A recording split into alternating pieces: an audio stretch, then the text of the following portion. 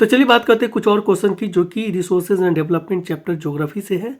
And the question is distinguish between renewable and non renewable resources. मतलब renewable resources and non renewable resources के बीच में ना हमें क्या करना है, डिफ्रेंशिएट करना है, यानी कि हमको जो है ना उसके बीच का अंतर बताना है। तो on the basis of exhaustibility, यानी कि एग्जॉस्टिबिलिटी के आधार पे वो जो तक जाता हो उसका जिसका खत्म होने का खत्म हो सकता है उसके आधार पे जो है ना, यानी कि एग्जॉस्टिबिलिटी के आधार पे the resources can be divided into renewable and non renewable resources. मतलब रिसोर्सेज को ना नॉन रिन्यूएबल और रिन्यूएबल दो ग्रुप में ना दो तरह से ना उसको जो है ना डिवाइड किया जा सकता है। The difference between them are as follow, और उनके बीच का जो डिफरेंस जो है ना कुछ इस तरह से है। तो देखिए ये टेबुलर फॉर्म में है एंड एक तरफ जो है ना renewable resources and second side में नॉन रिन्यूएबल रिसोर्सेज। तो हम लोग जो है ना इसके पहला जो है ना डेफिनेशन के आधार पे इसको जो है ना डिस्टिंग्विश करेंगे, इसको जो है ना दो अंतर बताएंगे डेफिनेशन के आधार पे। तो देखिए क्या है, resources which can be reproduced by physical, chemical और mechanical process are known as renewable resources. मतलब कि उस तरह के रिसोर्सेज जिसको जो है ना क्या किया जा सकता है, फिजिकल मेथड के द्वारा, फिजिकल प्रोसेस के द्वारा, केमिकल प्रोसेस के द्वारा या फिर मैकेनिकल प्रोसेस के द्वारा जो है ना उसको रिप्रोड्यूस किया जा सकता है, यानी कि उसका उत्पादन किया जा सकता है। उसको क्या कहते हैं, उसको कहते हैं रिन्यूएबल रिसोर्सेज। ठीक है। एंड जहाँ तक नॉन रिन्यूएबल का बात है तो इसको जो है ना रिन्यू नहीं किया जा सकता है, इसको जो है ना काफ़ी समय लगता है इसको रिन्यू करने में, यानी कि मिलियंस ऑफ द ईयर्स लग जाते हैं इसको रिन्यू करने के लिए। तो फिर क्या है ना, इस तरह की चीज़ को क्या लिखते हैं, but these are the resources which can not be reproduced और replenished once they are used. मतलब एक बार यूज हो जाने पे ना ये कुछ इस तरह का रिसोर्सेज है जो कि नॉन रिन्यूएबल रिसोर्सेज है, उसको जो है ना वापस क्या करते हैं, वापस जो है ना इसको रिप्लेनिश नहीं कर सकते, यानी कि फिर से उसको नहीं भर सकते उस जगह को। ठीक है। या फिर उसको रिप्रोड्यूस नहीं कर सकते इतने आसानी से, उसमें मिलियंस ऑफ ईयर्स लग जाते हैं जब जाके क्या होता है वो रिन्यू होता है। तो इस तरह से हम लोग कर सकते हैं, ये पहला अंतर हम लोग देख सकते हैं उसके डेफिनेशन के आधार पे। अब आते हैं second, most renewable resources have low carbon emission and low carbon footprints. मतलब जहाँ तक जो है ना रिन्यूएबल रिसोर्सेज का बात है ना, तो इससे जो है ना जो कार्बन का इमिशन होता है, यानी कि कार्बन का जो उत्सर्जन होता है, फिर से मैं बोल दूँ कि जो रिन्यूएबल रिसोर्सेज होते हैं ना उससे जो कार्बन का जो उत्सर्जन होता है, इमिशन होता है, वो क्या होता है ना काफ़ी कम होता है। जैसे सोलर है, ठीक है ना, सोलर एनर्जी को जब हम लोग यूज़ करते हैं ना तो कार्बन का ना उसमें जो कार्बन जो छूटता है, कार्बन का जो अवशेष मिलता है वो होता है ना काफ़ी कम होता है।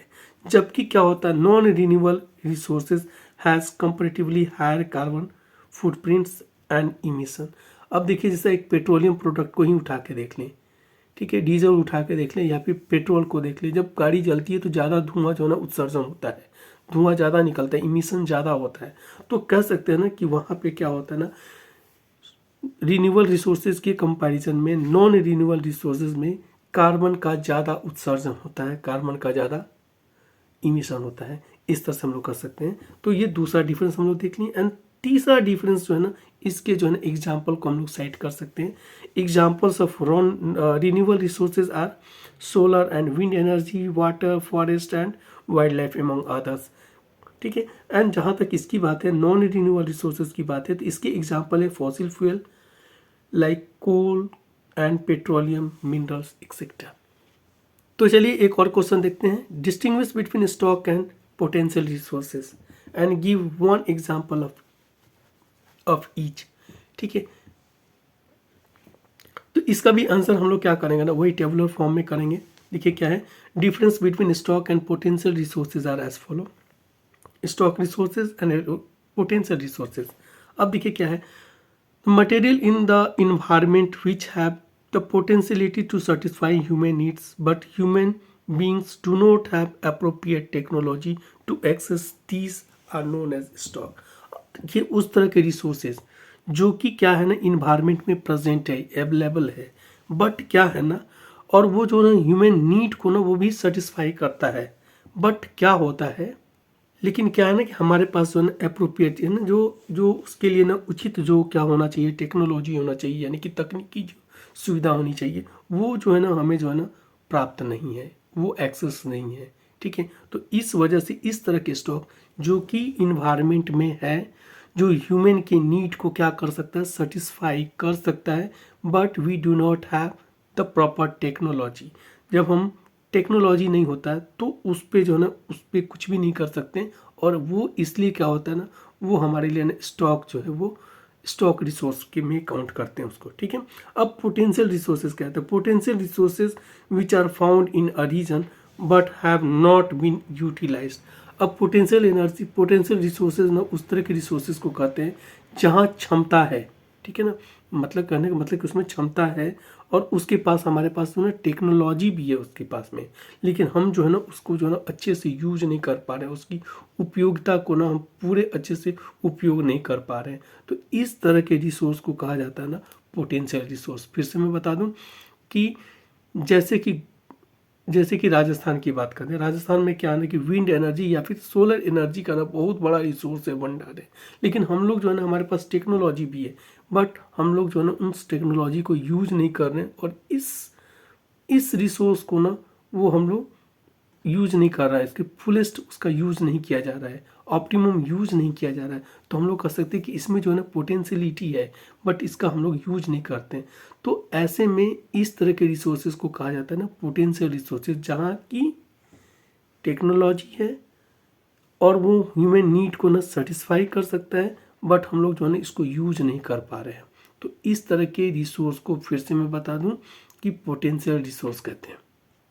तो आइए हम लोग सेकेंड पॉइंट पे आते हैं। सेकेंड पॉइंट जो है स्टॉक रिसोर्स का ना क्या कहते हैं, इसके एक एग्जाम्पल को देखते हैं। देखिए, water is a compound of two inflammable gases.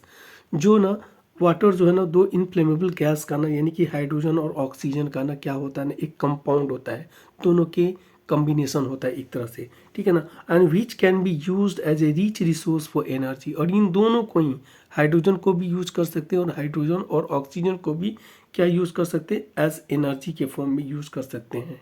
But we do not have the required technological know how. लेकिन जो है ना इसके लिए ना हमारे पास टेक्नोलॉजिकल नो हाउ, यानी कि टेक्नोलॉजी जो है ना वो प्राप्त नहीं है, हमें जो है ना उसका जो है टेक्नोलॉजी हमारे पास है नहीं। तो ताकि उस पर्पज से जो है ना हम इसको यूज कर सकें। तो इस तरह से क्या होता है ना, स्टॉक है बट हमारे पास टेक्नोलॉजी नहीं है, तो इसलिए ये बन जाता है स्टॉक। अब देखिए क्या है ना, पोटेंशियल रिसोर्सेज का ना एक एग्जांपल देखते हैं क्या है। Gujarat and Rajasthan have a vast potentiality for the development of wind and solar energy. यानी कि विंड और सोलर एनर्जी के डेवलपमेंट के लिए ना गुजरात और राजस्थान में ना बहुत बड़ा जो है ना क्या है, उसके लिए ना पोटेंशियलिटी है, यानी कि क्षमता है, ठीक है। But they are yet to be develop for various region. कई कारणों की वजह से ना उनको जो है ना आज भी डेवलप नहीं हो पाया है। तो इस तरह से वो क्या बन जा रहा है ना, वो हमारे लिए पोटेंशियल रिसोर्सेज बन जा रहा है। थैंक यू भाई, चलो।